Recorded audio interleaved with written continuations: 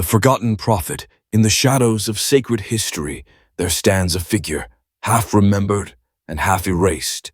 A man whose visions once thundered with warnings of the end of days, a prophet named Ezra. To some, he was the scribe of law, the reformer who preserved Torah after exile, the restorer of Israel's covenant. To others, he was something far more unsettling, a seer who glimpsed not only the ruin of his own age, but also the final destiny of the world. His voice trembled with divine fire, and yet much of what he saw was silenced, removed, hidden, declared forbidden. Why and by whom and for what purpose remain questions echoing across time. The official canon preserves fragments, books of Ezra and Nehemiah, describing return from Babylon, the rebuilding of temple, the restoration of people. But beyond these texts lie other visions, apocalyptic in nature, terrifying in scope, known as two Esdras, or four Ezra, depending on tradition. These writings once read widely, copied in early centuries, quoted by saints, feared by rulers. They spoke of cosmic upheaval, of signs in heavens, of beasts rising, of messianic figure arriving with power, of judgment unescapable. They spoke of cycles, of hidden mysteries, of a God who reveals secrets only to few. Such visions unsettled, such prophecies threatened, such words eventually banned. To begin with Ezra is to begin in ruins. Babylon had conquered Jerusalem, temple destroyed, people exiled. Ezra emerges after exile, priest and scribe, determined to restore law, rebuild faith, interpret visions. His questions were not small. Why do righteous suffer while wicked prosper? Why does God delay justice? What fate awaits creation? These questions burned in his heart, and he dared to demand answers from heaven. In response, angels spoke, visions came, revelations poured. The prophet saw not only his time, but the end of all time. The forgotten prophet thus straddles two worlds. On one side, canonized Ezra, reformer and priest, builder of community. On other side, banned Ezra, apocalyptic seer, voice of doom and hope, whose visions too dangerous for orthodoxy. His prophecy strayed beyond safe lines, declared unfit, removed from canon, whispered in secret. Yet the word survived in fragments, in manuscripts scattered across traditions, in hidden corners of libraries, in forbidden books. Why were these visions banned? Because they revealed too much, because they questioned too deeply, because they foretold an end that rulers feared, because they empowered common people with knowledge of cycles, of signs, of judgment beyond earthly power. To declare end of days is to declare limit of empire, to declare collapse of kings, to declare vanity of rulers. Such words destabilize, such words are dangerous. Better to silence, better to ban. And yet, the banned prophecy persisted. Copied by scribes in secret, preserved by monks on margins, read by mystics and seekers, hidden yet alive. In medieval Europe, it inspired apocalyptic movements, heretical sects, prophets who announced imminent end. In Ethiopia, it remained scripture, never forgotten. In fragments of Latin and Syriac, it endured, whispering still. The introduction to forbidden prophecy is therefore introduction to paradox. A prophet, both remembered and forgotten. A text both sacred and banned. A vision both terrifying and hopeful. Ezra speaks from between worlds. His voice echoes through the silence. His prophecy returns, though forbidden. To study him is to walk a path of shadows. The trail leads through burned libraries, lost canons, suppressed texts. It leads through the politics of councils, the fear of rulers, the authority of priests. It leads into the heart of apocalyptic imagination, into visions of stars falling, seas boiling, mountains trembling, thrones descending. it leads to the end of days. For what Ezra saw was not distant metaphor, but vivid apocalypse. He saw signs of famine, war, chaos, nations rising and collapsing. He saw beasts, symbols of empires, devouring and destroyed. He saw Son of Man rising from sea, crowned with glory, judging with fire. He saw resurrection, judgment, division of souls. He saw a world ending, a new age beginning. His prophecy is not comfortable. It is not safe. It is not polite. It is dangerous. It is forbidden. And yet in our age of uncertainty, it speaks again. For wars rage, climate shifts, powers tremble, empires rise and fall. Signs described by Ezra seem not distant, but near. His prophecy banned, but not silenced, emerges as warning, as mirror, as revelation. The forgotten prophet returns. This introduction must also linger on the nature of forbidden history itself, for what is forbidden is often what threatens. Myths dismissed, yet they preserve memory. Texts banned, yet they contain fire. Prophecies erased, yet they reveal truth. To walk forbidden path is to seek beyond walls, to question official story, to listen to whispers in ruins. Ezra belongs here, among the forbidden, his prophecy suppressed, his truth hidden. Why hidden? Because truth dangerous, because revelation destabilizes. The councils of church, shaping canon, cut away texts that challenged, that frightened, that stirred rebellion. The prophecy of Ezra among them, declared apocryphal, then pseudepigraphal, then heretical. But names cannot kill truth, bans cannot silence prophecy, fire cannot consume all. What survives whispers still. The forgotten prophet now stands before us. His story will unfold in coming parts, his visions examined, his suppression revealed. We will walk through his questions to God, his dialogues with angels, his visions of beasts and Messiah, his warnings of signs. We will ask why his words banned, who feared them, who preserved them. We will compare with Revelation, with Enoch, with Daniel, with traditions worldwide. We will see how his prophecy echoes today, how forbidden history is not past, but present. This is the introduction. The story begins with Ezra, scribe of law, seer of apocalypse, prophet of forbidden end. His voice calls from ancient ruins, his prophecy hidden yet alive, his words awaiting rediscovery. The forgotten prophet whispers again. The banned prophecy opens. The untold story begins. The canon and the banning of texts. The story of sacred scripture is not merely the story of revelation, it is also the story of selection. For every book preserved, another was lost. For every prophet canonized, another silenced. The canon we know today is not the whole story of faith, but a curated collection, chosen by councils, edited by scribes, shaped by power. The prophecy of Ezra belongs to the forbidden books, the texts left outside, the words declared unfit, the voices erased. To understand why his vision banned, we must understand the making of canon itself. In the early centuries, the boundaries of Scripture were not fixed. Jews read Torah, prophets, writings, yet debates raged about which scrolls inspired, which stories true. Christians read Gospels, letters, apocalypses, yet dozens of texts circulated.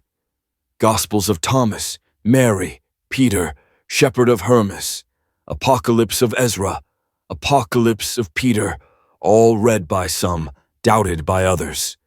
Communities chose according to need. Leaders argued according to doctrine. Empires judged according to control. Canon became battlefield of ideas, and power decided which visions survived.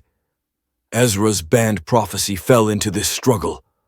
Known as To Esdras, or For Ezra, it circulated widely in Greek, Latin, Syriac, Armenian, Ethiopic.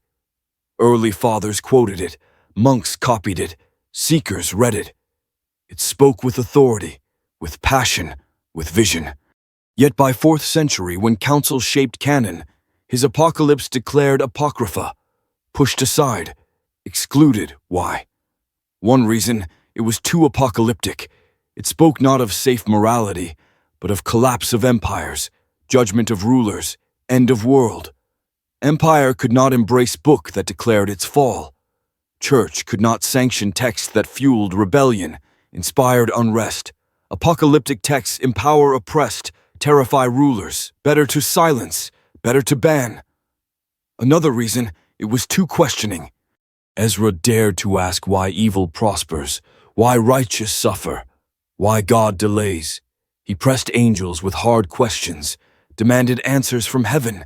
His words too raw, too human, too dangerous for rigid orthodoxy. Canon preferred obedience, not defiance. Questions risked doubt, doubt risked heresy.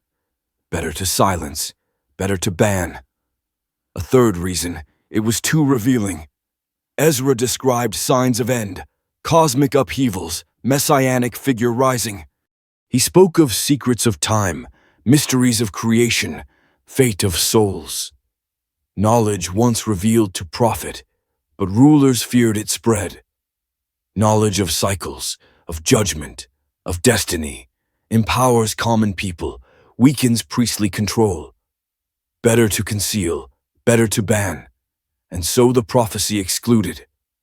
Councils of Laodicea, Hippo, Carthage shaped canon, leaving Ezra's apocalypse outside. Jerome translated it into Latin, but marked it apocrypha, not inspired. Later, reformers removed it entirely, banished from Protestant Bible. Only in Ethiopian canon it remained, preserved, honored, still read. Elsewhere, fragments lingered in manuscripts, whispers survived in margins. But banning does not erase. What suppressed returns in hidden form. Medieval mystics rediscovered Ezra, used his visions to interpret history, to predict end. In times of plague, famine, war, people turned to his prophecy, reading signs in heavens, expecting Messiah. Authorities tried to control, to limit, but fire spread. Ezra's voice refused silence. The making of canon thus revealed as act not only of faith, but of politics. Councils chose texts that served unity, obedience, authority. Texts that stirred rebellion, questioned power, revealed secrets, were cut away. Ezra among them, along with Enoch, Jubilees, Thomas, Mary. Forbidden history born not because false, but because dangerous. What does this reveal? That history shaped not only by events, but by what is remembered, what is erased, that truth often forbidden, hidden not by chance, but by design. That canon is not whole truth, but curated truth. And that outside canon lie forbidden books, voices of prophets who saw more, who dared more, who revealed more. Ezra among them, seer of end of days, prophet of forbidden apocalypse. To ban his prophecy is to ban warning. His visions describe signs before end, chaos before collapse. By silencing him, rulers silenced memory, silenced preparation, silenced truth. But silence cannot last forever. The banned prophecy survives, in manuscripts, in fragments, in whispers. It calls again, forbidden, yet alive. The canon remains central to faith, yet incomplete. The Apocrypha remains banned, yet necessary.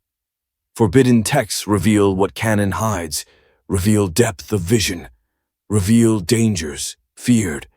To walk forbidden path is to hear silenced voices, to recover hidden truths, to restore full story. Ezra's prophecy banned, yet in truth preserved. The fact of suppression itself testifies to its power. For no one gains what is weak, no one fears what is empty. Only dangerous visions are suppressed, only powerful truths forbidden. Ezra's apocalypse is such a vision, such a truth, banned not because false, but because true. Thus we conclude this chapter. The canon formed by councils, authority choosing safe texts, discarding dangerous ones. The prophecy of Ezra among those discarded, banned, silenced, but not destroyed. Forbidden history born in this act, forbidden prophecy whispering still. The next part will bring us to the heart of Ezra's vision itself, the apocalypse of Ezra, the lost vision that reveals signs, cycles, and end of days. The apocalypse of Ezra, a lost vision. In the silence after exile, in the shadows of Jerusalem's ruins, Ezra lifted his eyes to heaven and asked questions that no priest dared, no ruler welcomed, no scholar could answer. Why does evil thrive while the righteous perish? Why is the world filled with injustice? Why has the Most High delayed his judgment? From these burning questions, the apocalypse of Ezra begins, a vision so intense, so troubling, that it could not remain within the walls of canon, a prophecy so vivid that it was forbidden. The lost vision unfolds in dialogues. Ezra cries to God, and the angel Uriel descends, messenger of mysteries, bearer of answers hidden from men. The prophet demands clarity, yet receives riddles, images, revelations that tremble with cosmic weight. What he sees is not history alone, but destiny, not metaphor alone, but map of the end of days. The angel first shows Ezra the scale of creation. He tells him that human understanding is small, that the ways of God vast, that eternity stretches beyond imagination. Yet Ezra insists, pressing with stubborn courage, refusing silence. He wants to know why the wicked prosper, why the faithful suffer, why the world burns with injustice. In response, Uriel reveals that history itself is measured, that time has been weighed like in a balance, that ages unfold as numbered steps, that end will come when the measure complete. Ezra is shown signs of that end. He hears of earthquakes and storms, of nations rising and falling, of famine spreading, of chaos devouring order. He hears of mothers eating their children, of brother betraying brother, of truth vanishing from earth. He sees world consumed by fire, heavens shaken, stars falling. The imagery strikes with violence, with terror, with certainty. The apocalypse not gentle, not distant, but brutal, near, unrelenting. In his vision, Ezra beholds beasts rising from sea, one beast with wings, another with heads, symbols of empires, of powers that dominate earth. The eagle with many wings, vast and unterrifying, devours nations, yet eventually destroyed by a lion. Figure of justice. Scholars later read into these beasts Rome, Babylon, Persia, but beneath surface the vision larger, for beasts represent not only empires of old, but cycles of power itself, rulers rising in arrogance, falling in judgment. The apocalypse of Ezra speaks not only of past empires, but of every empire, of every age, of every power that exalts itself against the Most High. Yet within terror emerges hope. Ezra sees figure rising from sea, described as Son of Man, messianic redeemer, radiant with glory. This figure commands the nations, destroys the ungodly, gathers the righteous. Fire proceeds from his lips, consuming enemies, while remnant delivered. The Son of Man establishes kingdom not of men, but of God, eternal, unshakable. Ezra sees salvation in midst of judgment, light in midst of darkness. The lost vision also reveals mysteries of souls. Ezra asks what fate awaits the dead, what happens beyond grave. Uriel tells him that souls of righteous kept in rest in chambers of light, awaiting judgment, while souls of wicked tormented, awaiting punishment. He describes 7 ways of punishment, 7 ways of blessing, secrets of afterlife rarely spoken. The vision reveals that death not end, that judgment never be, avawo, that choice is eternal. Ezra also sees the shortening of time. The angel tells him that as end nears, days will seem to pass faster, time itself contracting, history accelerating. Signs will multiply, nations convulse, hearts grow cold, truth perish. This acceleration, this quickening, marks the end approaching. For Ezra, and for us, it is a warning that when time seems to rush, and not far, the apocalypse does not flatter humanity. Ezra is told that many created, but few saved. The path narrow, the gate small, the righteous remnant tiny compared to multitude of lost, the vision heavy, humbling, frightening. Humanity stands under judgment, majority blind, few awakened. Ezra weeps at this, but angel insists it is truth. What makes this vision forbidden is its unrelenting force. It speaks of collapse of empires, destruction of nations, failure of rulers.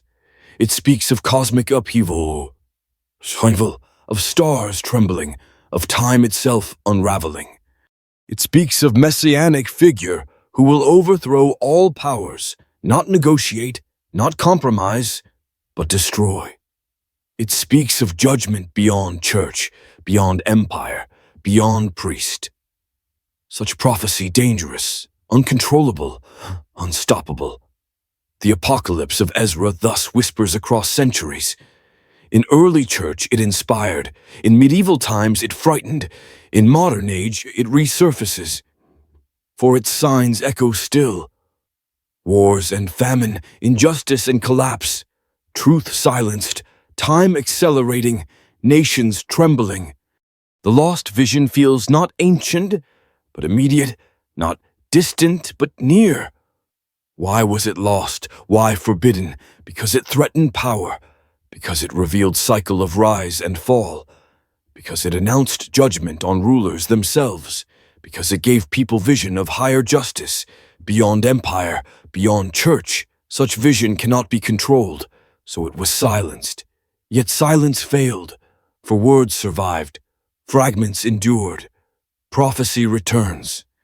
To read Ezra's Apocalypse is to feel unease, for it speaks both of despair and of hope, of destruction and of salvation. It reminds us that history not endless, but measured, not random, but destined. It reminds us that empires fall, rulers judged, humanity sifted. It reminds us that end not to be denied, but to be prepared for. This lost vision is not myth, but mirror. It reflects not only Ezra's world, but ours. His questions still ours, his visions still echo. We too ask why injustice thrives. We too watch empires tremble. We too fear end approaching. The prophecy of Ezra forbidden, but its relevance eternal. Thus we conclude the third part. The Apocalypse of Ezra, lost vision, banned prophecy, reveals end of days with power unmatched. It shows collapse of empires, rise of Son of Man, judgment of souls, acceleration of time. It terrifies, it consoles, it warns, it awakens. It was forbidden, yet it survives. The next part will lead us deeper into the angelic messenger, Uriel, who carried the secrets of heaven to Ezra, guiding the prophet through visions of terror and hope. The angelic messenger. In every apocalypse there is a guide. Prophets tremble before visions too vast for mortal mind, and heaven sends a messenger, an interpreter of mysteries. For Ezra, that messenger was Uriel, one of the archangels, guardian of wisdom, bearer of hidden truths. The banned prophecy of Ezra is not merely a vision of fire and judgment. It is also a dialogue, a questioning, a wrestling between man and angel, between doubt and revelation. Without Uriel, Ezra's questions might remain unanswered, his despair unhealed, his vision incomplete. With Uriel, the prophecy takes form, structured as conversation between heaven and earth. Uriel's name means fire of God, and indeed his words burn. Yet his manner with Ezra is not always gentle. When Ezra demands to know why injustice thrives, why the righteous suffer, Uriel responds with parables, with riddles, with images drawn from creation. He tells Ezra, "You cannot measure the depth of the sea. You cannot weigh the flame of fire. You cannot call back yesterday. If you cannot understand these small things, how will you comprehend the plans of the Most High?" The angel humbles, yet also provokes, forcing prophet to wrestle, to persist, to seek deeper. Ezra refuses to surrender. Again and again he presses, "Why then was humanity created? Why does God allow evil? Why does judgment delay?"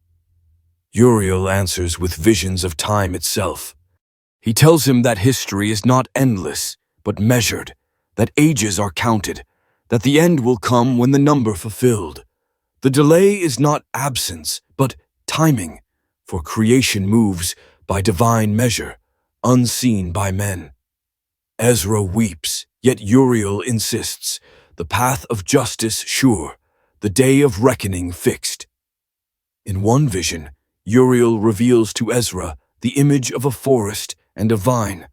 The forest vast, filled with trees, yet the vine alone precious, chosen to bear fruit.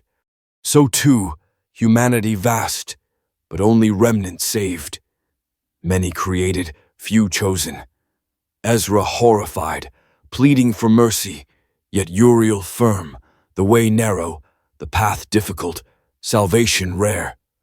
Such revelation heavy, but truth nonetheless. Uriel also shows Ezra the vision of a river of fire with narrow path above it. On one side ocean, on other side flame, only a narrow bridge crossing. Few can pass, many fall. So is the path of salvation, narrow and dangerous, requiring courage and faith. The angel reminds Ezra that destiny not for multitude, but for remnant who endure. At times Uriel comforts, telling Ezra that the righteous will find rest, their souls kept in light, rejoicing in chambers of peace. He describes the 7 ways of blessing, souls ascending, beholding glory, awaiting resurrection. Yet he also reveals 7 ways of torment, the wicked souls lamenting, remembering a chances lost, awaiting punishment. The angel lays bare secrets of afterlife, truths hidden from men, entrusted to prophet. The dialogue between Ezra and Uriel also reveals cosmic signs. The angel speaks of earthquakes, of nations trembling, of stars falling, of seas boiling, of truth perishing from earth. These not mere images, but signs to watch, markers of end. He tells Ezra that in the last days, time will shorten, days will seem like hours, weeks like days, months like weeks. The quickening of time itself, the acceleration of events, will signal the end. Ezra marvels, for even in his age he sees corruption, yet Uriel says worse yet to come. The angel does not merely reveal, he tests. At one point, Uriel challenges Ezra to weigh the weight of flame, to measure breath, to recall the past. Ezra admits he cannot, and Uriel replies, "So too you cannot fully comprehend ways of God." Yet Ezra's persistence wins further visions. For though man limited, God reveals glimpses to the faithful seeker. Thus prophecy emerges not as passive reception, but as struggle, as demand, as wrestling between mortal and angel. Uriel's role in forbidden prophecy crucial, for he is gatekeeper of knowledge. He gives Ezra answers but also boundaries, revealing much yet withholding more. He tells Ezra that some visions not for all, some mysteries sealed, some truths reserved for wise alone. He commands him to write down what he sees, but to publish only some, to keep others hidden. Thus we hear of 90 books, of which only 24 given to public, others reserved. Here lies core of forbidden history, knowledge divided, truth concealed, secrets hidden. The angelic messenger therefore both reveals and forbids. He teaches Ezra mysteries of creation, yet reminds him of limits. He shows him signs of end, yet commands secrecy. He comforts with visions of salvation, yet terrifies with judgment. He opens door to forbidden prophecy, yet closes gates to preserve hidden wisdom. In this paradox, the prophecy itself becomes both revelation and concealment. Why is Uriel important? Because without him, Ezra's apocalypse would not survive. The visions overwhelming, the mysteries ungraspable, the prophet lost in despair. The angel guides, interprets, commands. He becomes voice of heaven, ensuring that prophecy ordered, that visions recorded, that future generations warned. Uriel the messenger, Uriel the interpreter, Uriel the guardian of forbidden prophecy. Yet Uriel also stands as symbol. He embodies the tension between revelation and secrecy, between what is revealed and what is hidden. He represents the angelic guardians who keep cosmic truths from men until appointed time. He reminds us that prophecy never full, never complete, always partial, always veiled. He reminds us that forbidden history is not only suppressed by men, but also hidden by heaven, reserved until end. Thus, Part 4 reveals the angelic messenger, central figure in Ezra's apocalypse, bearer of mysteries, guardian of secrets. His dialogue with prophet shapes the prophecy. His words burn with divine fire, his revelations forbidden and yet preserved.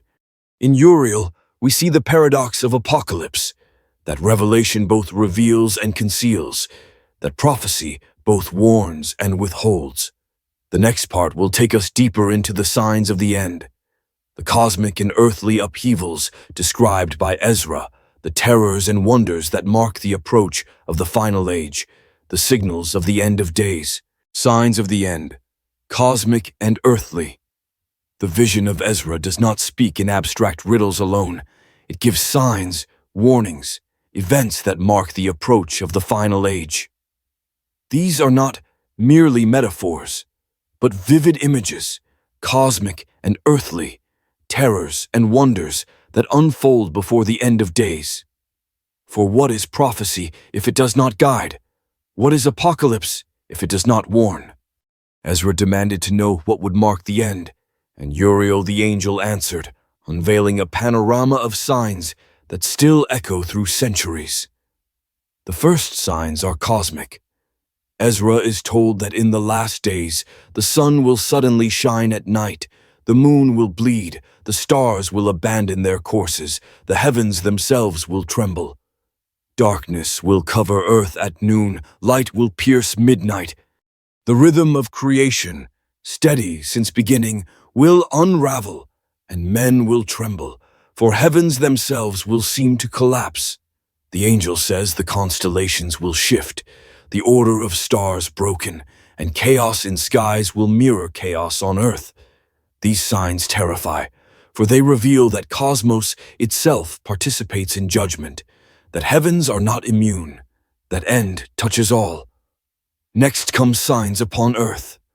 Ezra hears that waters will boil, seas will roar, rivers will flood lands, islands vanish, coastlines swallowed. Mountains will tremble, valleys will rise, earth will split open, fire will pour from deep places. Nations will be shaken not by swords alone, but by quakes, storms, plagues. Creation itself revolts against corruption, and the ground beneath betrays men. Ezra also hears of famine, plague, and war. Bread will fail, harvests rot, animals die. People will fight for crumbs, mothers will devour their own children, brother will betray brother. Plague will spread without cure, diseases unseen before will strike multitudes. War will rage. Nations devour nations, rulers betray rulers, cities burn. Men will flee, yet find no refuge, hide, yet find no escape. The angel declares that peace will vanish, truth perish, love grow cold. The earth will be filled with violence, and hearts will fail. Another sign, the quickening of time. Ezra is told that in last days, time will contract. Days pass like hours, weeks like days, months like weeks, years like months. History will accelerate, events rushing with terrifying speed. People will say, "Where did the years go? Why does time vanish?" The acceleration itself a sign, for the end hastens, the measure of ages almost complete. Ezra also warned of moral collapse. Children will despise parents, rulers will oppress people, judges will sell justice, priests will profane holy. Women will become barren, men corrupt, leaders greedy. Lies will flourish, truth silenced, wisdom mocked. Those who cling to righteousness will be hunted, exiled, killed. The wicked will rule, the righteous suffer.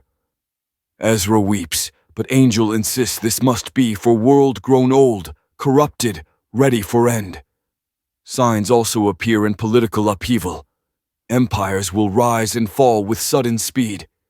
The eagle with many wings, symbol of empire vast and oppressive, will dominate, devour, yet be torn apart by its own arrogance, its own corruption.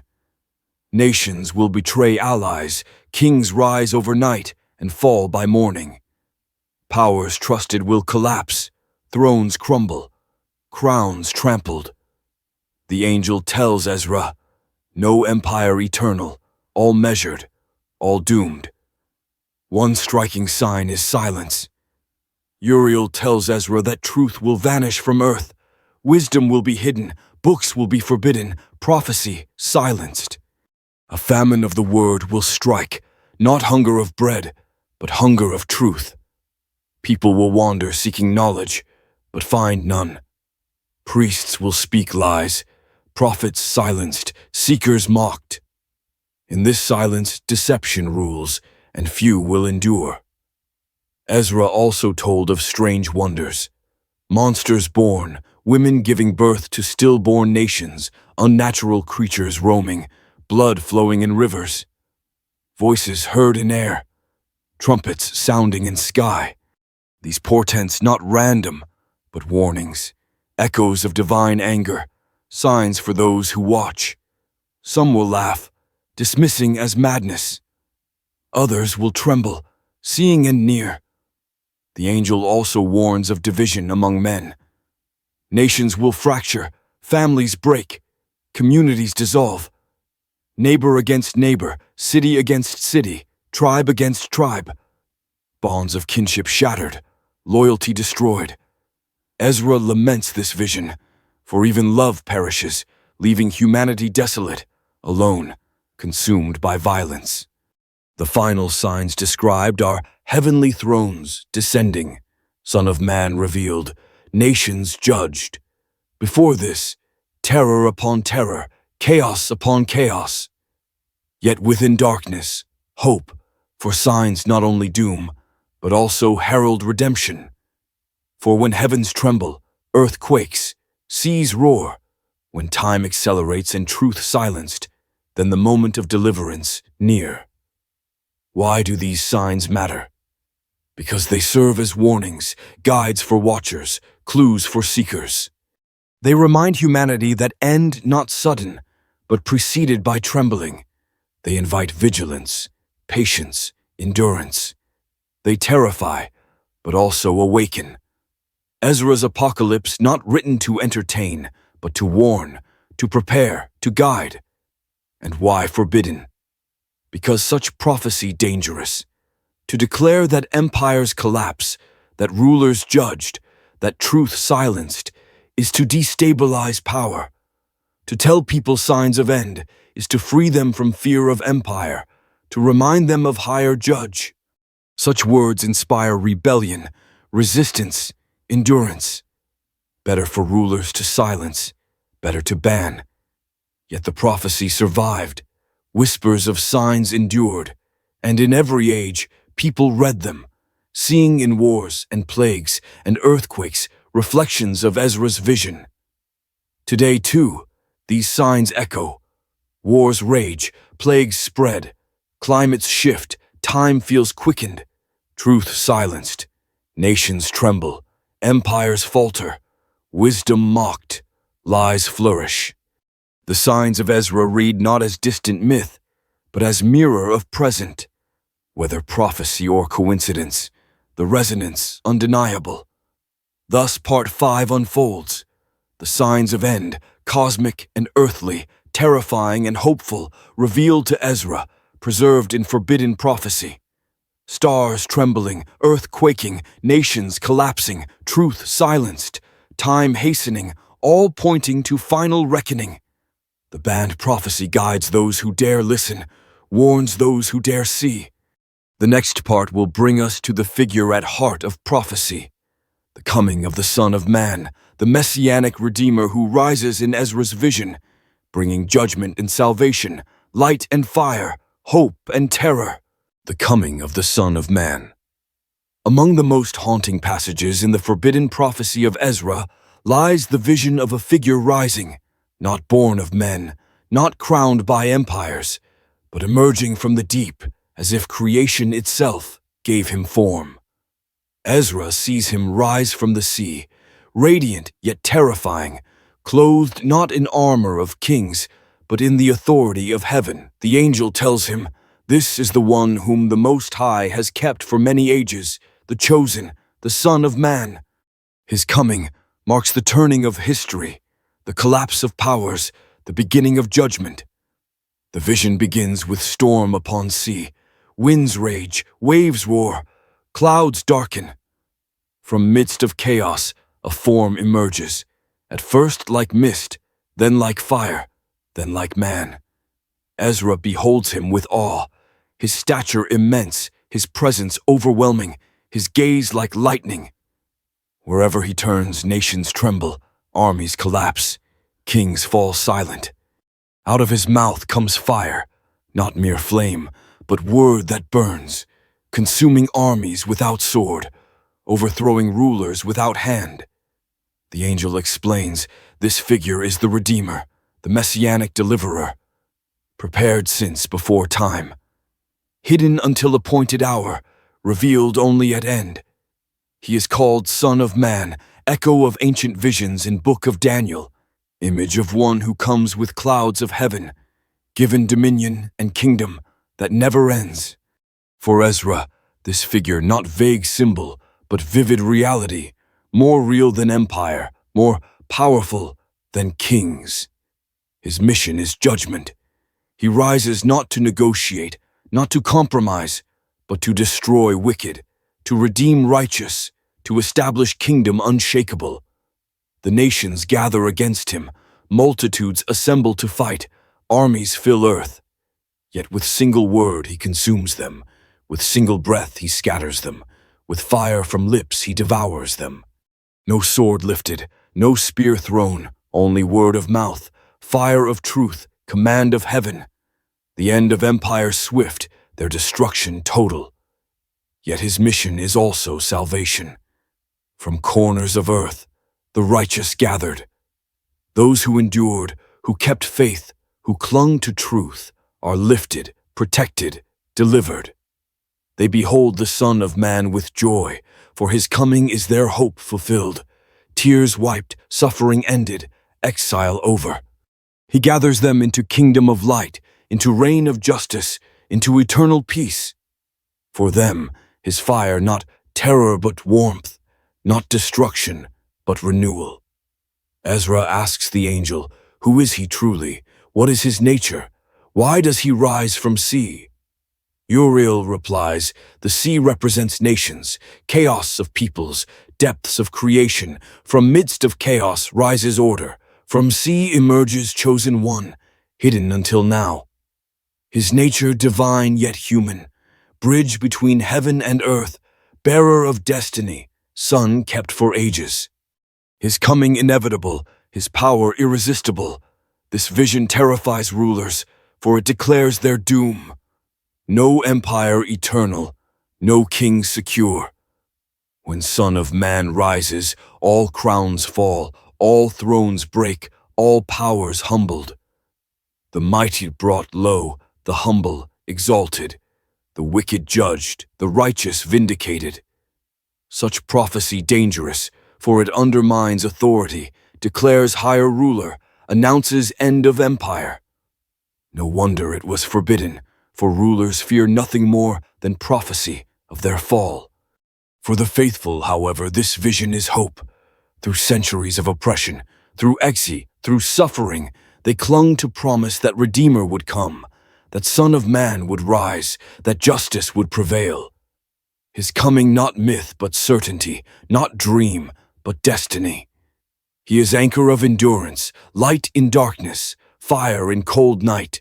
The figure of Son of Man in Ezra's vision also links to other traditions. In Daniel, he comes with clouds, given dominion eternal.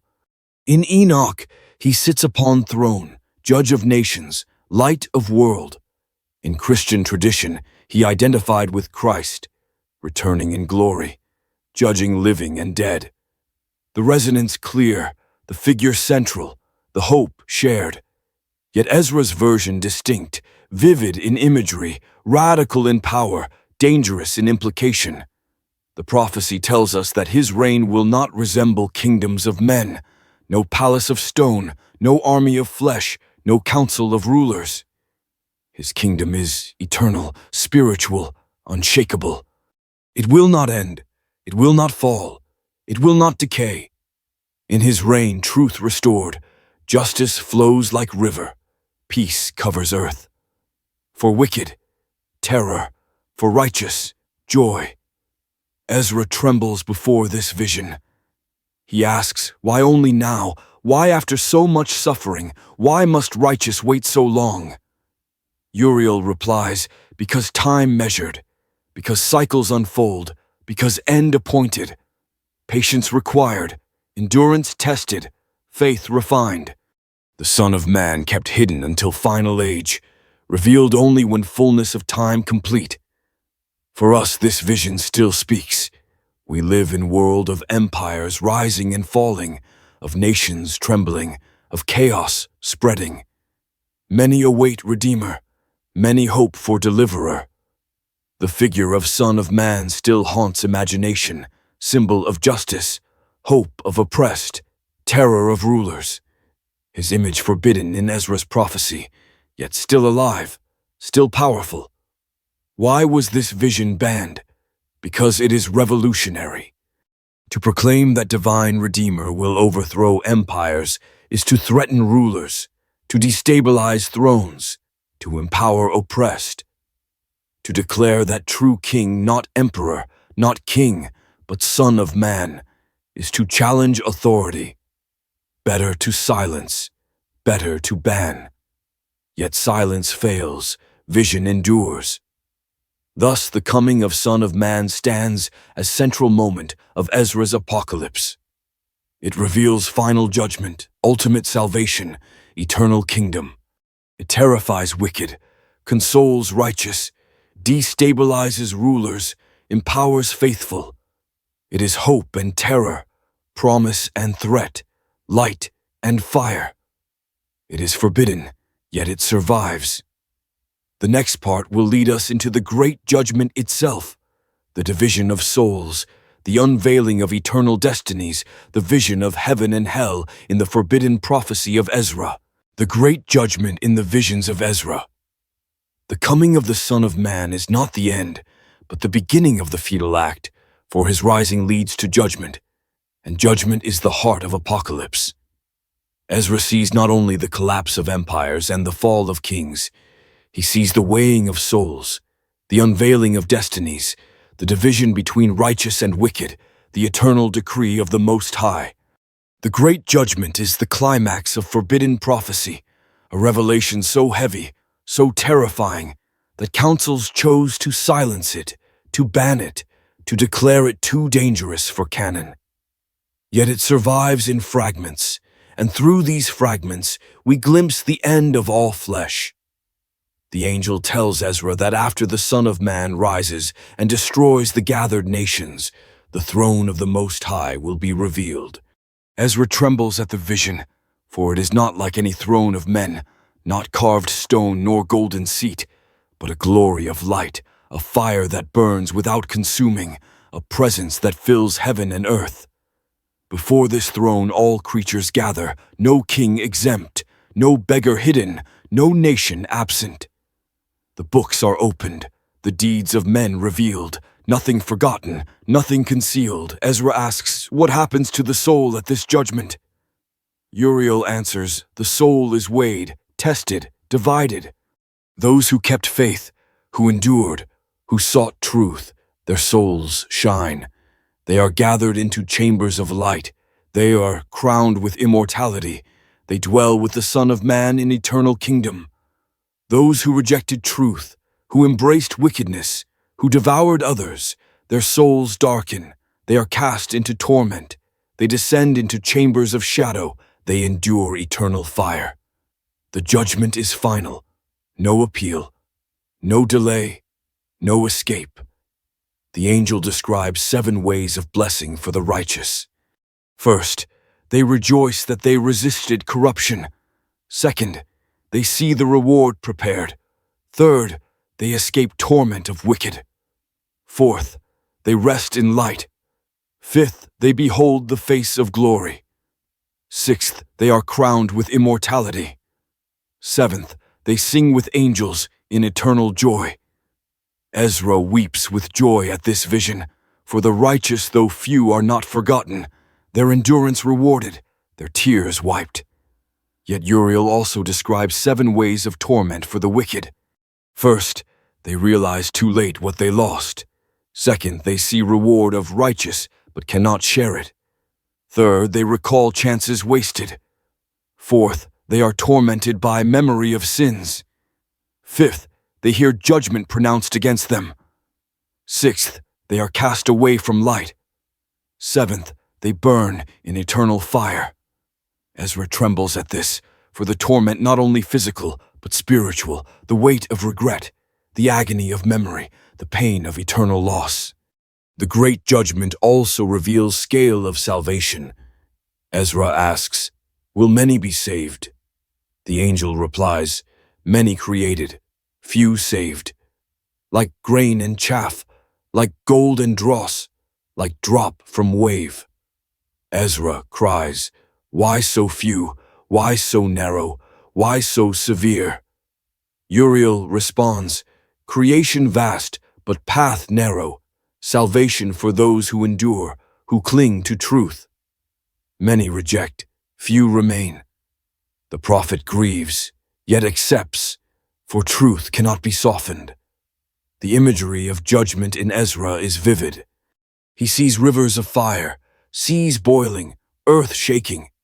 He sees thrones set, books opened, angels recording deeds. He sees multitudes divided, sheep from goats, wheat from weeds, light from darkness. He hears trumpets sounding, voices crying, heavens roaring. The terror immense, the awe overwhelming. The great judgment, not metaphor, but cosmic reality, final reckoning. For rulers, this vision is doom. Their power cannot bribe judge. Their crowns cannot shield them. Their armies cannot defend them. At throne of Most High, all equal, all weighed, empire collapses, ruler humbled, commoner judged alike. Such prophecy dangerous, undermining authority, declaring end of worldly power. No wonder councils suppressed it, for it renders empire meaningless, thrones futile, crowns dust. For faithful, this vision is hope. They suffer in silence, oppressed, mocked, persecuted, yet at judgment they vindicated. Their patience rewarded, their endurance crowned. They see torment of oppressors, they rejoice in justice. They enter joy, eternal for them judgment, not terror, but fulfillment, not despair, but salvation.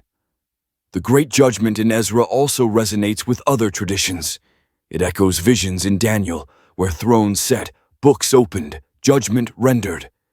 It parallels Revelation, where dead rise, judged by works, cast into lake of fire. It recalls Enoch, where watchers punished, righteous vindicated. Across traditions, the theme consistent, that all deeds weighed, all secrets revealed, all destinies fixed, yet Ezra's prophecy distinct, stark in imagery, relentless in severity, uncompromising in division. The angel also tells Ezra that after judgment, new age begins, creation renewed, world restored, peace eternal. No more death, no more pain, no more corruption. The righteous dwell in glory, the wicked forgotten. The Son of Man reigns, the Most High honored, creation whole. The end not only destruction but renewal, not only judgment but redemption. Yet Ezra weeps, for he knows few saved, many lost. He pleads for mercy, asks if intercession possible, if prayers for dead avail. Uriel answers, judgment fixed, destiny sealed, time for mercy past, only justice remains. Ezra laments, but angel firm, for end is end, no more delay, no more appeal. Why was this vision forbidden? Because it terrifies, because it challenges, because it reveals final truth. Rulers cannot endure message that all judged equally. Priests cannot control message that mercy ends. Philosophers cannot accept message that destiny sealed. Better to silence, better to ban. Yet words survive, fragments endure, vision whispers still. The great judgment is central to Ezra's forbidden prophecy. It reveals final destiny, eternal division, cosmic truth.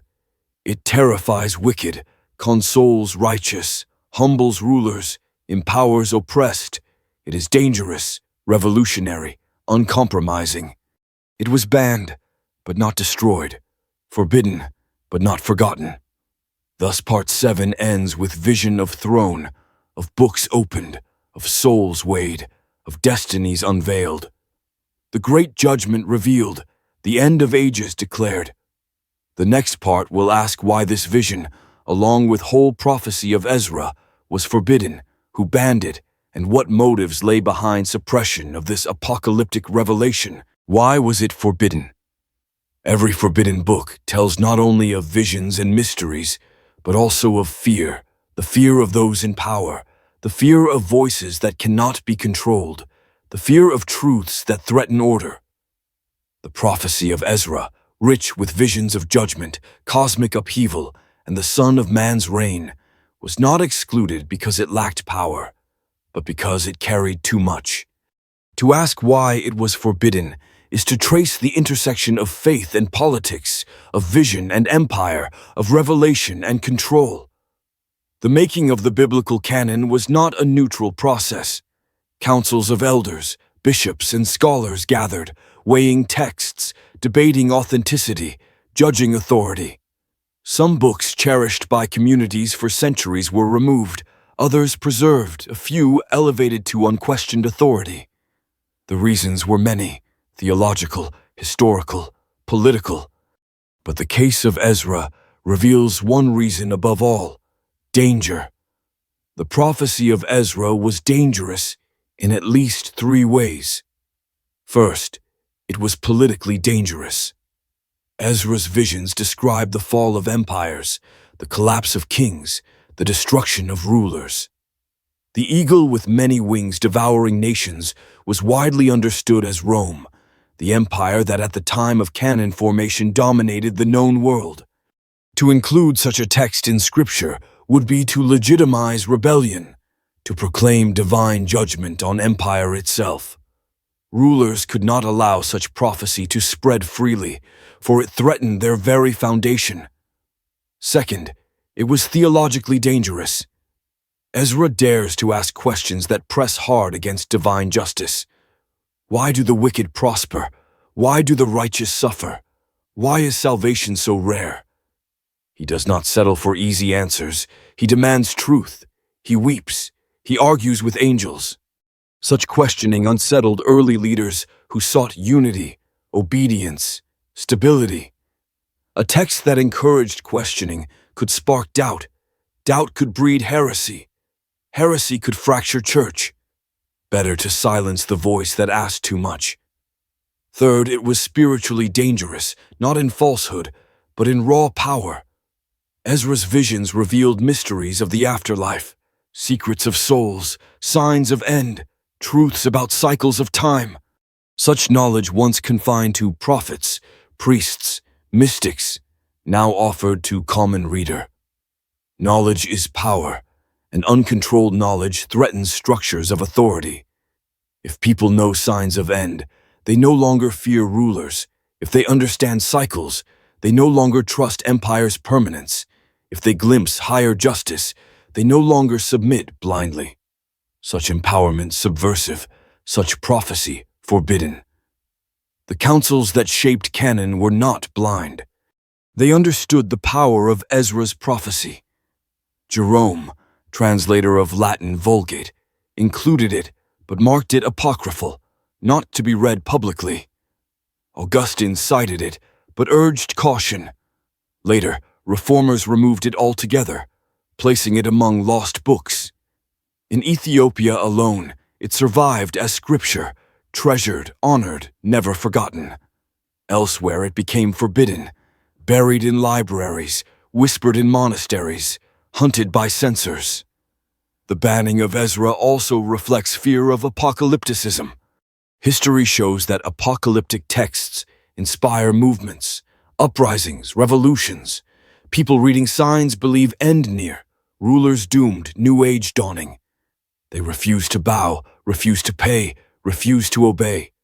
From Jewish revolts against Rome to medieval millenarian movements, apocalyptic texts fueled unrests. Ezra's prophecy, with its vivid visions of Son of Man, destroying empires and judging kings, was too volatile to allow unchecked. Better to declare it forbidden, better to strip it from canon. The forbidden nature of Ezra also tied to secrecy. The angel Uriel tells Ezra to write many books, but reveal only some, keep others hidden for wise. This idea of hidden knowledge frightened Orthodox leaders, for it implied scripture incomplete, truth concealed, mysteries beyond their control.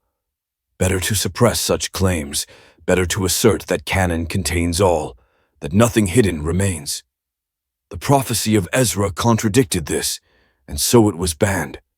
But suppression reveals the very thing it seeks to deny. If Ezra's vision were harmless, it would have been included.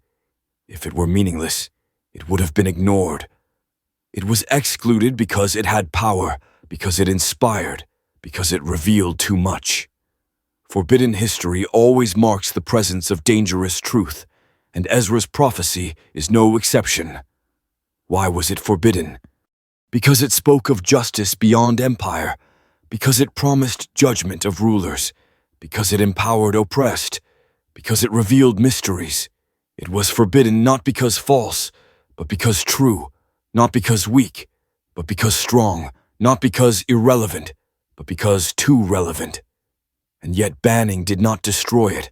The prophecy survived in manuscripts, in translations, in secret readings.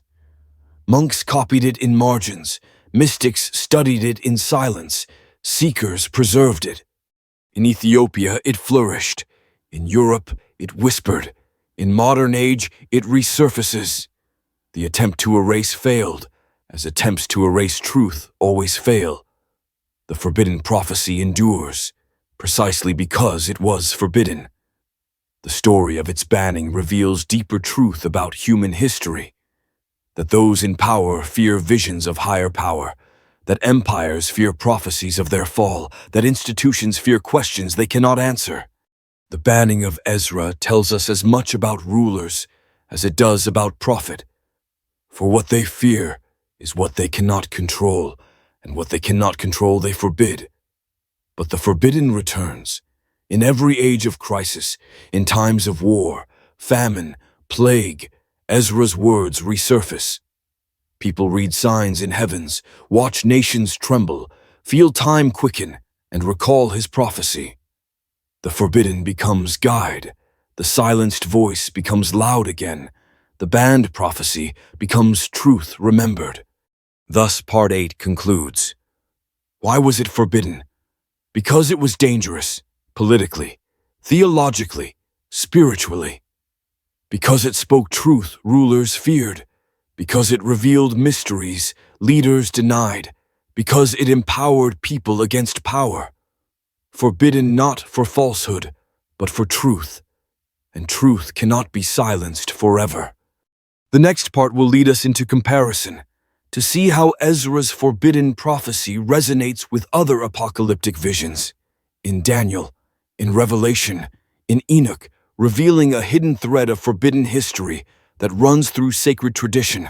Echoes across texts, the prophecy of Ezra stands in shadow, labeled apocryphal, whispered in monasteries, preserved in fragments. Yet when its voice is heard, it does not sound alone. Its visions echo, they resonate with other texts, with Daniel, with Enoch, with Revelation. Though separated by centuries, though divided by councils, these apocalyptic books share patterns, images, warnings. To read them together is to see a hidden thread, a forbidden tradition woven through history. Speaking of the end of days, Daniel begins the pattern. In the night visions, Daniel sees beasts rise from sea, lion, bear, leopard, and terrible creature with iron teeth. He sees thrones set, Ancient of Days seated, books opened, judgment rendered. He sees one like a son of man coming with clouds, given dominion eternal. The parallels with Ezra are clear. Ezra too sees beasts rise, an eagle with many wings devouring nations, overthrown by lion. Ezra too hears of books opened, judgment declared. Ezra too beholds the Son of Man, radiant, terrible, consuming armies with word of mouth. Two prophets, two exiles, two visions, yet the same rhythm, beasts fall, Son of Man rises, judgment comes. The book of Enoch deepens the thread. Enoch, like Ezra, asks questions of angels, walks through visions of heaven, learns mysteries of creation, fate of souls, judgment of watchers, end of age. He too is told of 7 ways of blessing, 7 ways of torment. He too sees Son of Man enthroned, light of nations, judge of kings. He too writes books, some for all, some hidden for wise, some reserved until end. Ezra's vision seems almost continuation, as if the forbidden prophecy of Ezra carries forward the forbidden prophecy of Enoch. Both banned, both excluded, both too powerful for canon. The revelation of John completes the pattern. On Patmos, John sees beasts rise, nations fall, stars shaken, earth quaking. He sees Son of Man walking among lamps, eyes like flame, voice like waters. He sees seals opened, trumpets sounding, bowls poured. He sees judgment of Babylon, fall of kings, throne of God, book of life. The imagery echoes Ezra with uncanny closeness. Fire from heaven, nations gathered against the chosen, earth convulsing, righteous delivered, wicked destroyed. Revelation included in canon, Ezra excluded, yet their voices harmonize. One silenced, one preserved, both declaring same end. Why such echoes? Because they draw from same stream, a river of apocalyptic tradition flowing through centuries. From Daniel in Babylon, to Enoch in mystery, to Ezra in exile, to John in Patmos, the visions repeat. Beasts rising, thrones set, books opened, Son of Man revealed, judgment falling, kingdom eternal. It is as if prophets saw same mountain from different valleys, describing from different sides, yet pointing to same peak. Yet councils chose differently. Daniel preserved, Enoch banned, Ezra banned, Revelation preserved. Why? Perhaps because Daniel's safe, his beasts could be read as past empires, his Son of Man vague enough. Revelation dangerous, yet too popular, too beloved, impossible to erase. Enoch and Ezra too direct, too subversive, too revealing. Better to forbid, better to bury. The echoes remained, but fragmented, fractured, incomplete. The forbidden tradition of apocalyptic prophecy thus lies hidden like broken mirror, some pieces in canon, some in apocrypha, some lost. To restore is to gather fragments, to compare Ezra with Daniel, with Enoch, with Revelation, to see larger whole. The echoes tell us that Ezra not anomaly, not lone voice, but part of chorus silenced by power. His prophecy fits pattern, completes picture, restores truth.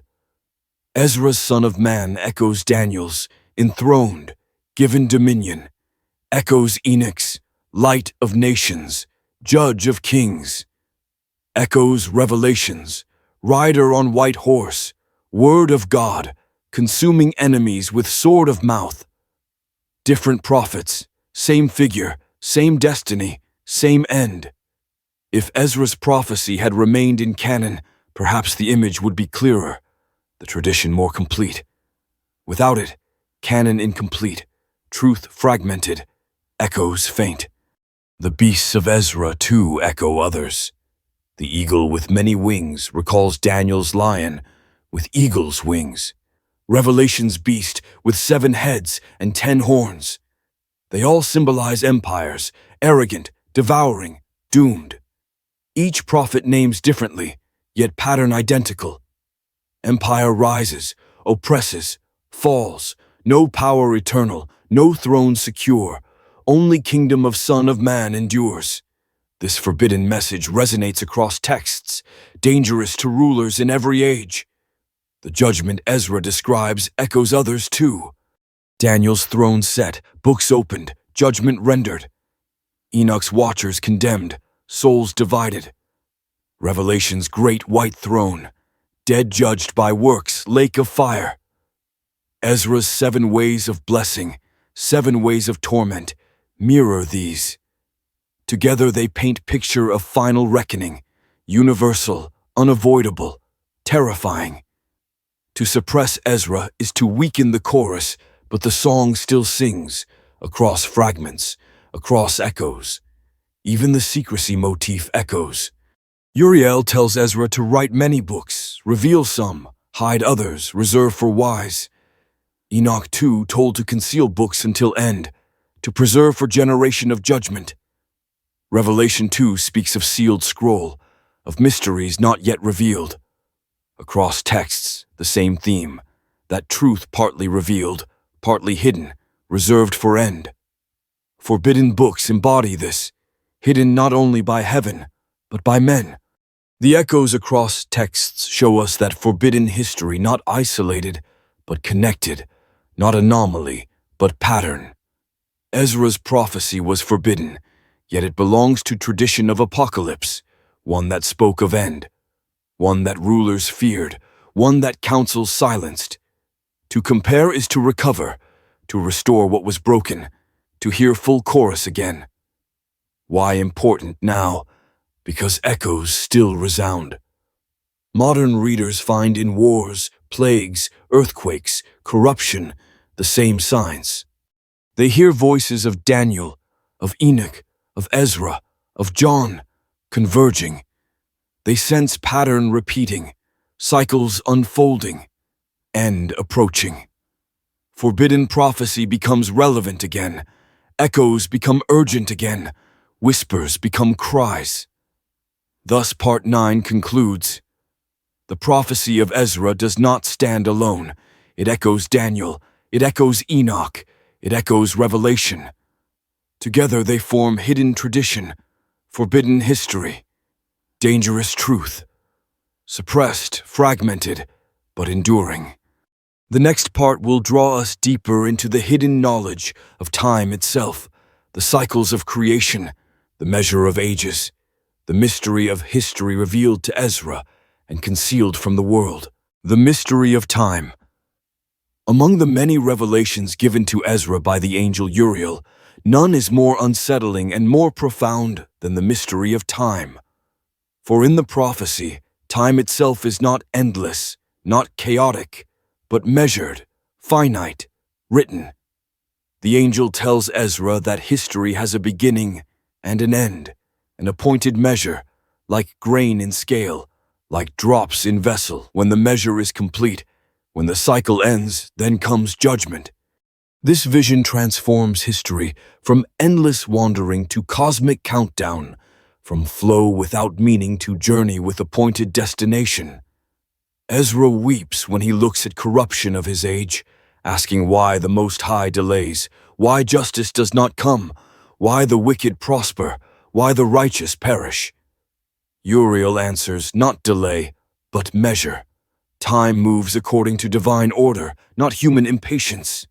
Just as farmer waits for harvest, just as womb waits for birth, so too creation waits for fulfillment of its appointed time. Justice does not fail, it arrives when cycle complete. The angel tells Ezra that time is divided into ages. Each age has purpose, each marked by signs, each closer to end. Ezra is told he lives in final age, near close of cycle, when world grown old, when corruption ripe, when time short. He is shown parables, a woman in labor, birth pangs increasing, pain intensifying as moment nears. So too world convulses with wars, plagues, earthquakes, until birth of new age. He is told that as time nears end, days will shorten, events hasten, history accelerate. This idea of shortened time is central to forbidden prophecy. Uriel says in last days time will run swiftly, years pass like months, months like weeks, weeks like days, days like hours. Human perception itself will shift, people saying, where did years vanish? Why does life fly? This quickening is not illusion but sign, a marker that measure nearly complete, that history rushing to climax. Ezra asks, why shorten time? Uriel answers, for sake of righteous, that they may endure, that suffering not extend beyond limit. Time hastens to spare faithful, to cut short agony, to bring swiftly judgment and redemption. The mercy of Most High revealed, even in terror, that though end dreadful, it not delayed, but hastened for sake of chosen. The mystery of time also reveals that history, not random, but cyclical. Ezra told of patterns repeating, empires rising and falling, corruption increasing, judgment recurring. Yet each cycle moves closer to final end, each repetition intensifies, each echo louder. History like spiral, turning again and again, yet tightening toward center, drawing nearer to ultimate judgment. In this mystery lies forbidden knowledge, for rulers claim permanence, empires boast eternity, kings declare unending reign. But prophecy declares time measured, empire temporary, kingdom doomed. To reveal this is to undermine authority, to remind oppressed that empire not forever, that injustice not eternal, that judgment certain. This is why prophecy suppressed, for it breaks illusion of endless empire. Ezra's revelation of time resonates with other apocalyptic texts. Daniel speaks of weeks decreed, Revelation speaks of 1,000 years, Enoch speaks of 10 weeks of ages. All declare measure, all declare appointed end, all declare acceleration before climax. Ezra fits this pattern, but adds unique imagery, time quickening, days vanishing, history collapsing into final moment. The mystery of time also carries personal meaning. For Ezra asks, what of souls, what of individuals, why short life, why long waiting? Uriel replies, life itself is measure, brief yet full, appointed yet sufficient. Each soul tested in span given, each judged by deeds within allotted time. Delay not cruelty, but mercy, allowing repentance, allowing choice. But when measure ends, time ceases, judgment begins. Ezra trembles at this, realizing that not only nations but each soul bound by time, each moment counted, each deed remembered. Time itself becomes sacred not to be wasted, not to be ignored, but to be used for truth, for righteousness, for endurance. To squander time is to squander chance, to lose eternity. Why is mystery of time forbidden? Because it strips power from rulers, because it denies permanence of empires, because it reveals fragility of history. If people believe time short, they will not invest in empire. They will not bow to kings. They will endure suffering with hope. They will resist with courage. Such faith dangerous, such knowledge destabilizing. Better to silence, better to ban. And yet the mystery whispers still. Even today, people sense acceleration, years vanishing, days fleeting, events rushing. They feel history hasten, crises multiply, signs intensify. They ask, why does time seem shorter? Why does history rush? In Ezra's prophecy, answer given. Because measure nearly full, because cycle ending, because end approaching. This mystery also invites reflection on purpose. If time finite, if history measured, then life has meaning. Destiny has weight, choices matter.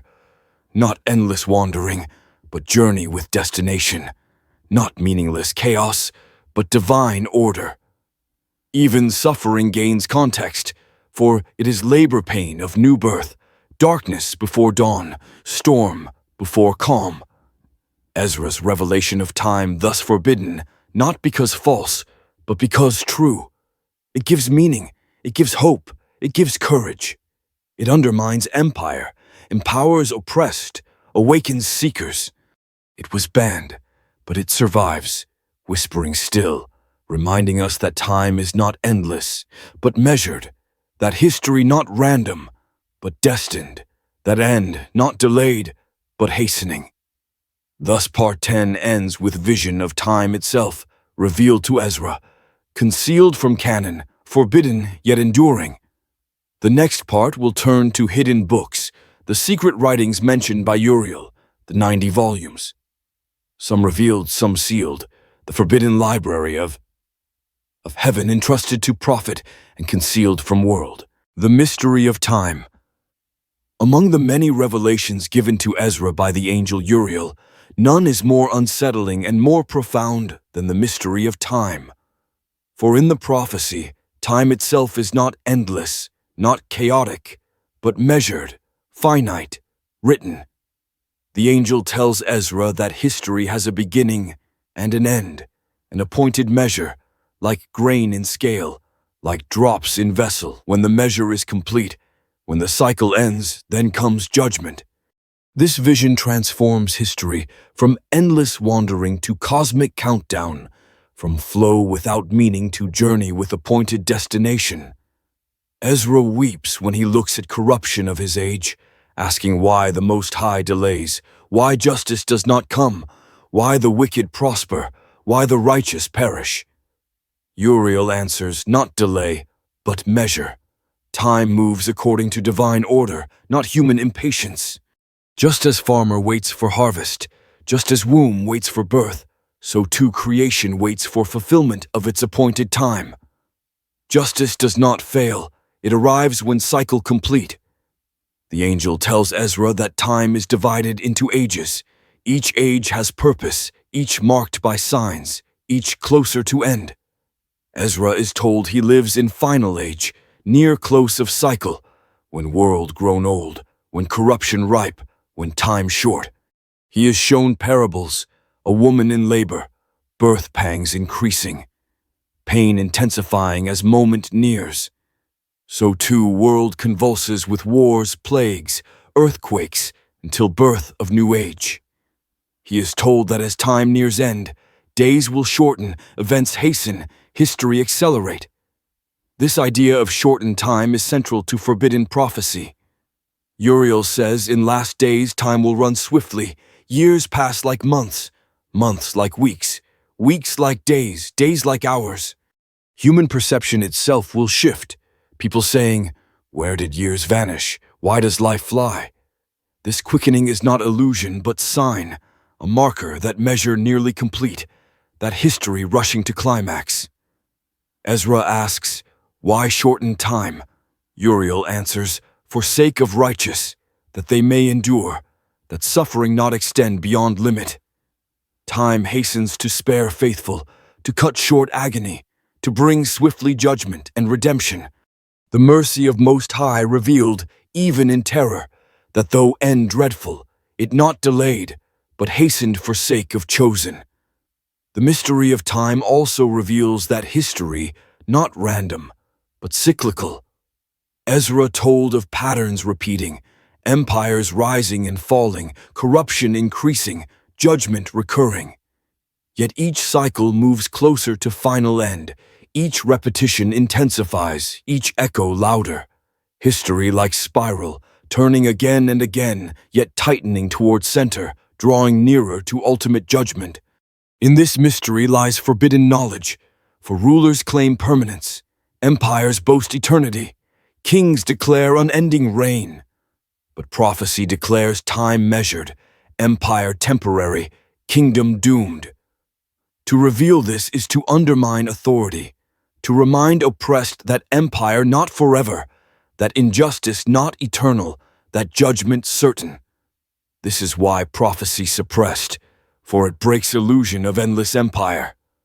Ezra's revelation of time resonates with other apocalyptic texts. Daniel speaks of weeks decreed. Revelation speaks of 1,000 years. Enoch speaks of 10 weeks of ages. All declare measure. All declare appointed end. All declare acceleration before climax. Ezra fits this pattern, but adds unique imagery, time quickening, days vanishing, history collapsing into final moment. The mystery of time also carries personal meaning. For Ezra asks, what of souls, what of individuals, why short life, why long waiting? Uriel replies, life itself is measure, brief yet full, appointed yet sufficient. Each soul tested in span given, each judged by deeds within allotted time. Delay not cruelty, but mercy, allowing repentance, allowing choice. But when measure ends, time ceases, judgment begins.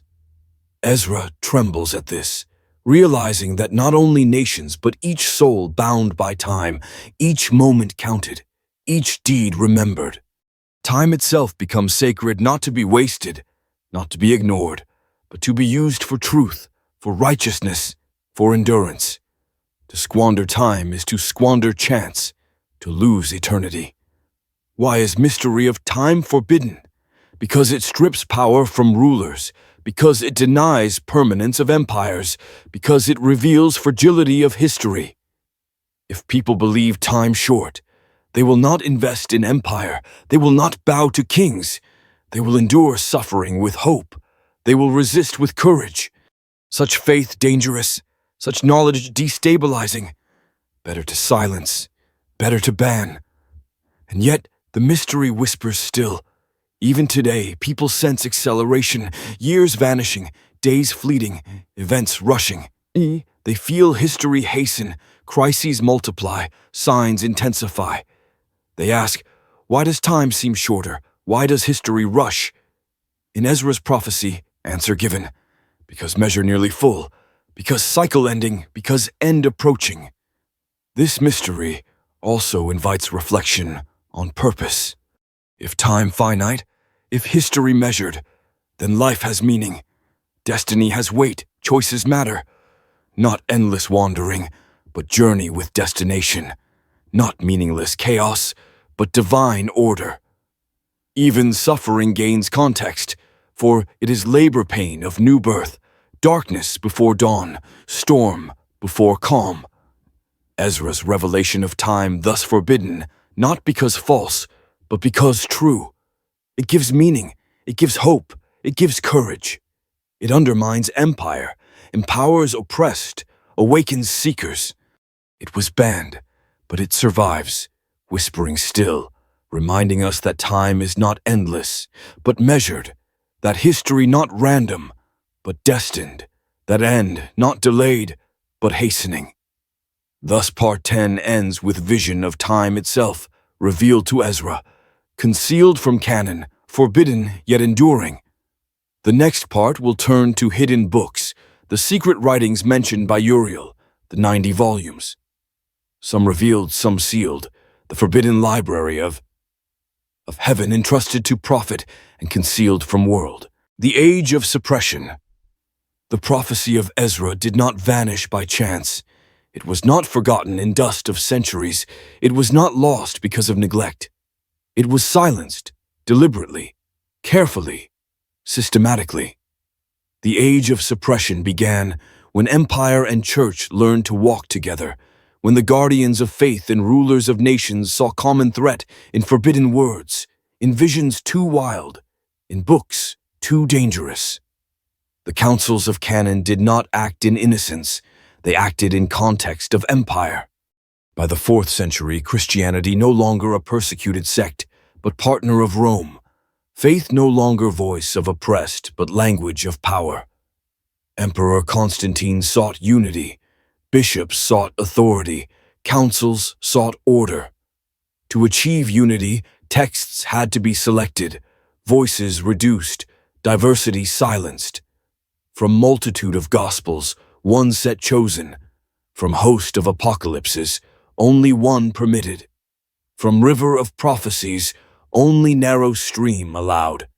Ezra's book judged excessive, radical, destabilizing, and so placed outside. But exclusion alone not enough. For people loved Ezra, they read him in synagogues, in churches, in caves. His vision spoke to poor, to exiles, to oppressed. They found in his words comfort and fire, hope and defiance. They copied manuscripts, carried scrolls, shared whispers. Suppression required more than councils. It required campaign, an age of silence. Scribes were instructed not to copy, preachers warned not to cite, libraries ordered to conceal. Jerome translated the text into Latin, but marked it apocryphal, dangerous for public reading. Augustine acknowledged its beauty, but urged caution. In official liturgies, it was forbidden. In schools, it was ignored. In lists of canon, it was absent. Slowly, deliberately, Ezra's prophecy was pushed into shadows. The pattern was repeated with other books. Enoch silenced, Jubilees erased, Shepherd of Hermas forgotten, Apocalypse of Peter denied, all too visionary, too apocalyptic, too dangerous. The canon became collection of safe texts, texts useful for order, supportive of empire, stable for church. The forbidden became symbol of resistance, memory of what was lost. Yet the age of suppression did not destroy the books entirely. Instead, they survived at edges. In monasteries of desert, monks copied apocrypha for private devotion. In Ethiopia, church preserved wider canon, including Ezra, Enoch, Jubilees. In hidden libraries of Gnostics, fragments endured. In whispers of mystics, memory lived. Forbidden history survived underground, beneath surface, beneath power. Why such fear? Because apocalyptic texts ignite imagination. When people hear that empires fall, that kings judged, that time short, they resist tyranny. When poor hear that Son of Man rises to crush oppressors, they endure, they rebel, they hope. When faithful hear that judgment near, they withdraw loyalty from rulers, they wait for higher kingdom. Such faith uncontrollable, such fire unstoppable, such prophecy intolerable. Empire feared revolt, church feared schism. Together they sought control.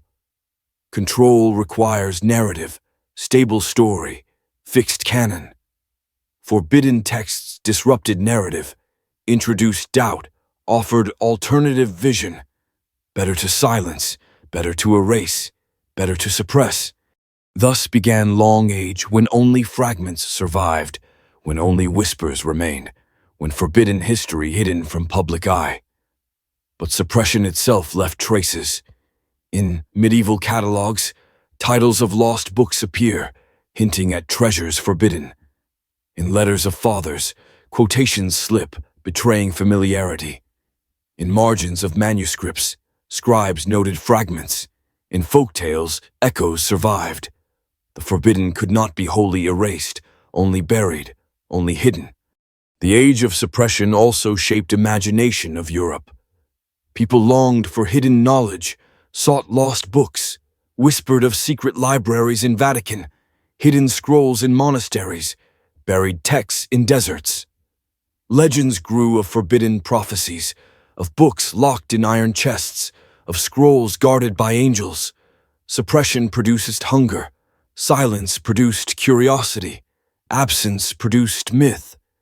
The irony is clear.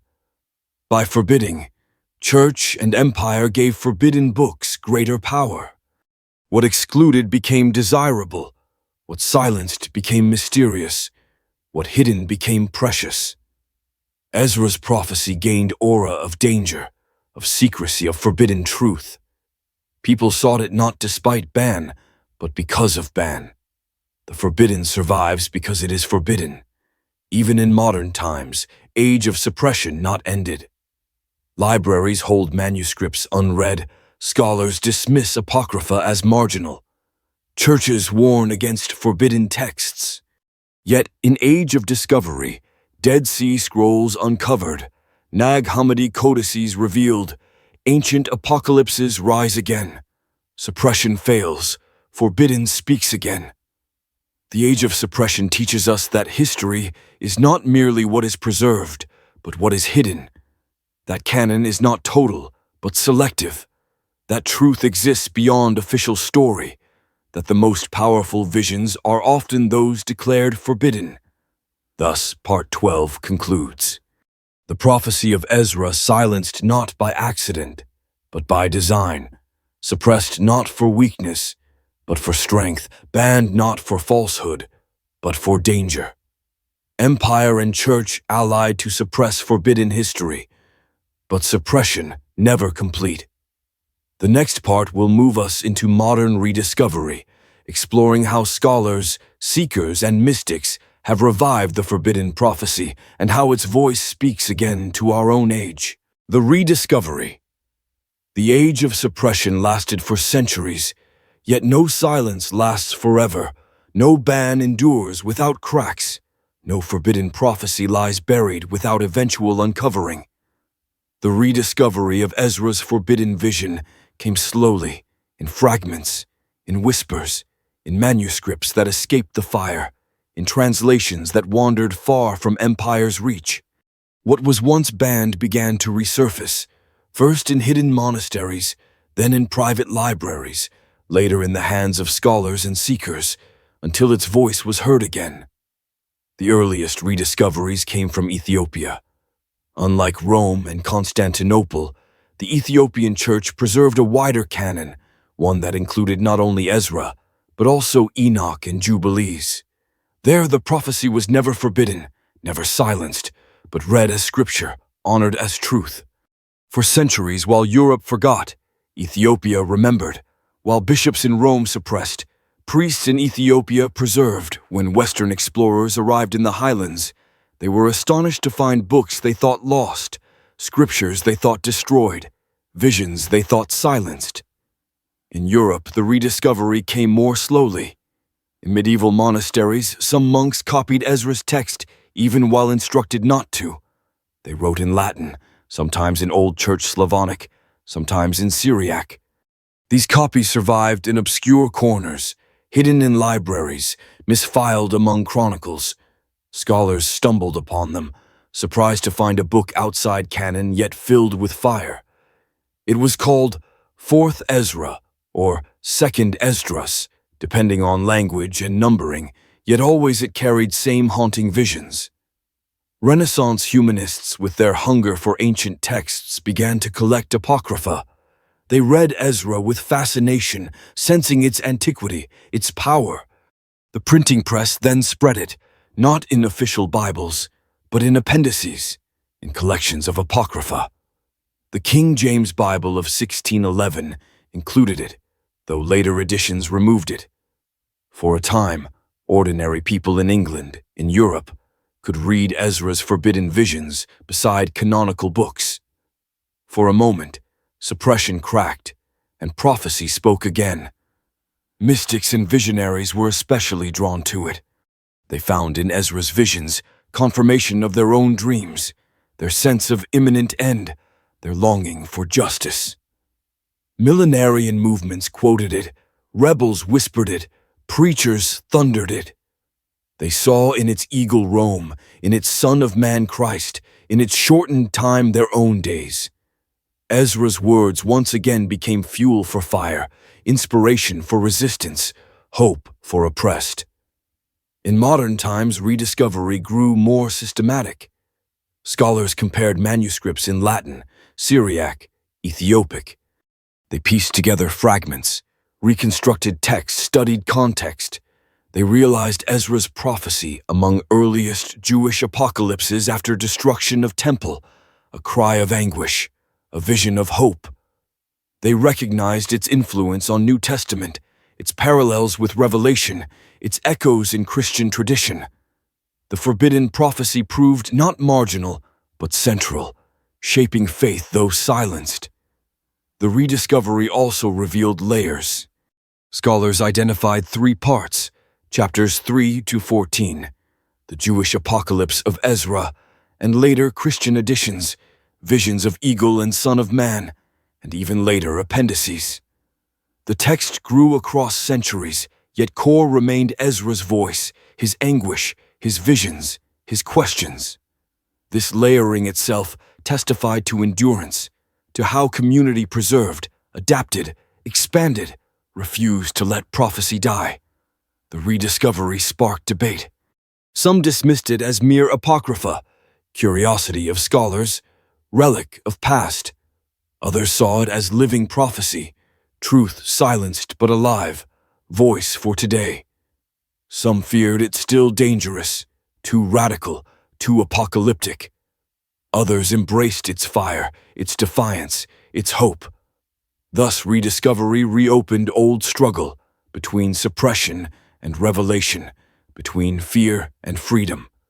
In popular imagination, rediscovery of forbidden books often linked to conspiracy, to secret archives in Vatican, to hidden chambers in monasteries.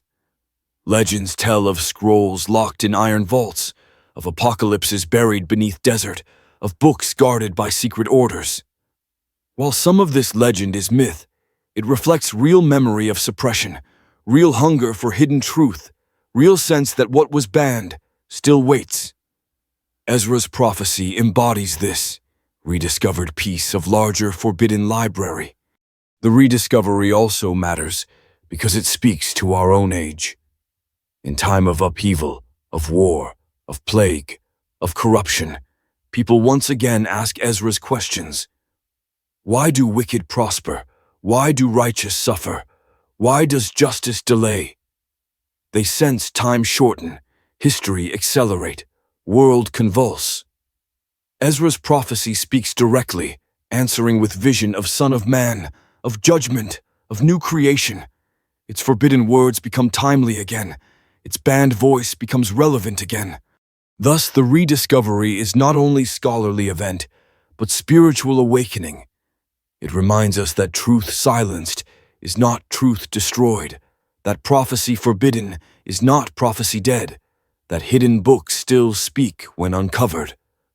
Ezra's prophecy survived suppression, crossed centuries, endured bans, to speak again. Its rediscovery proves resilience of truth, endurance of vision, power of forbidden history. And so part 13 closes.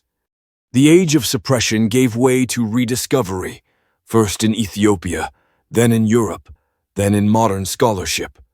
What was banned now read, what was silenced now heard, what was forgotten now remembered. The next part will lead us to final reflections, the meaning of Ezra's forbidden prophecy for humanity today, the challenge it offers, the hope it carries, the warning it declares, the final meaning. The forbidden prophecy of Ezra has carried us through visions of beasts, of judgment, of time, of hidden books, through suppression and rediscovery, through echoes across texts and whispers of truth. Yet all journeys demand a final step, all revelations a final meaning. What does this prophecy say to us now? What does it reveal for our age? Why does a banned voice from centuries ago still burn with such fire? To answer, We must gather fragments, listen to echoes, weigh visions, and seek the meaning that endures beyond time. At its heart, the prophecy speaks of anguish. Ezra cries for his people, destroyed, scattered, enslaved. He dares to ask why the wicked prosper, why the righteous suffer, why the covenant seems broken. His tears are human tears, his questions eternal questions. In his lament, we see ourselves, our worlds, our own brokenness. His honesty gives us courage to ask same questions, to face same anguish, to wrestle with the mystery of evil and silence of heaven. Yet the prophecy does not leave us in despair. To Ezra's anguish, the angel gives vision, a vision of time measured, of judgment certain, of Son of Man rising, of kingdom eternal. The message is both terrifying and consoling. Terrifying because few saved, judgment severe, torment real. Consoling because justice sure, evil doomed. Suffering not endless, hope certain. In this tension lies final meaning. The prophecy refuses easy comfort, refuses cheap optimism, yet also refuses despair. It demands endurance, faith, courage. The prophecy also speaks of power. It declares that empires fall, that rulers judged, that crowns turn to dust. No throne safe, no kingdom eternal, no ruler beyond judgment. For oppressed, this is hope. For rulers, this is terror. The prophecy undermines every empire, ancient or modern, declaring them temporary, fragile, doomed. Its final meaning is warning to power, that no empire stands forever, that justice comes, that history ends. The prophecy speaks of time. It tells us time is not endless, not meaningless, but measured, finite, hastening. This gives weight to every moment, urgency to every poise, purpose to every life. To know time short is to live differently, to value truth, to cling to righteousness, to endure with hope. The final meaning is that history has destiny, that time has direction, that end is not chaos, but judgment. The prophecy speaks of knowledge. It reveals hidden books, forbidden wisdom, sealed scrolls. It tells us that what we know is not all, that mystery remains, that truth lies beyond canon. It challenges authority, invites seekers, calls us to humility. The final meaning is that knowledge is treasure and burden, that truth can be silenced but not destroyed, that forbidden books remind us of incompleteness, of official history. The prophecy speaks of justice. It describes 7 ways of blessing and 7 ways of torment, destinies of righteous and wicked, division eternal. It reminds us that deeds matter, that choices count, that nothing forgotten, that all revealed. The final meaning is accountability, that no life wasted, no injustice ignored, no evil unpunished, no good unrewarded. The prophecy speaks of humanity. Ezra asks if many saved, and is told few, like drop from wave. This is humbling, frightening, sobering. It tells us path narrow, endurance rare, truth costly. Yet it also reminds us of value of faith, of power of perseverance, of worth of every righteous soul. The final meaning is call to vigilance, to endurance, to faithfulness in midst of corruption. The prophecy speaks of hope, despite terror, despite judgment, despite severity. It ends with new age, new creation, kingdom of light, world restored. Tears wiped, suffering ended, death destroyed. For righteous, eternal joy, for creation, eternal peace. The final meaning is not despair, but redemption, not darkness, but dawn, not destruction, but renewal. Why then was this prophecy forbidden? Because it speaks too directly, too fiercely, too uncompromisingly. It threatens rulers, unsettles theologians, empowers oppressed, awakens seekers. It was forbidden not because weak, but because strong, not because false, but because true, not because irrelevant, but because too relevant. The final meaning of its banning is this, that power fears truth, but truth endures. Why then does it matter now? Because we live again in age of upheaval, of empire trembling, of corruption rising, of time hastening. We feel acceleration, sense convulsions, witness injustices. Ezra's questions are our questions, his visions our warning, his hope our hope. The forbidden prophecy speaks again, reminding us that empires fall, that justice comes, that time short, that Son of Man rises. The final meaning for us is challenge. Will we endure? Will we seek truth? Will we resist corruption? Will we cling to hope? The prophecy calls us not to passivity, but to faithfulness, not to fear, but to courage, not to despair, but to endurance. It reminds us that every choice echoes in eternity, that every deed weighed, that every soul judged.